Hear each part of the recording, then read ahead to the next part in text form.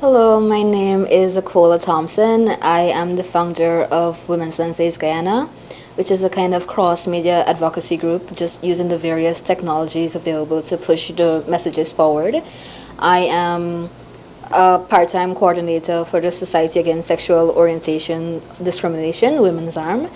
And I am a mother, I'm a writer, and I'm a feminist.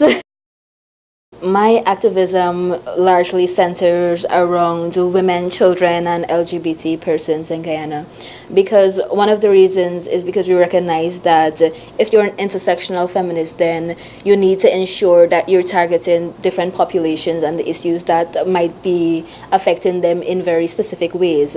So while a lot of people tend to ask, well, what does LGBT rights have to do with women's rights? Well, there are LGBT women and all of these different things. So the issues are all very interconnected and you can't necessarily separate them from one another. Okay, so Women's Wednesdays, it started like late last year, October. I actually got the inspiration from it from a colleague in the Bahamas because she started a similar initiative there. And I saw it and I recognized that we needed that sort of thing in Guyana because it's a very kind of, it's a society where you don't discuss a lot of things. So we recognized that it was very important to have that space where persons were able to talk about issues affecting them or things that they might not necessarily be aware of, or if they might be misinformed. It's basically a space where we are aiming to provide accurate information, kind of challenge misinformation and certain types of biases.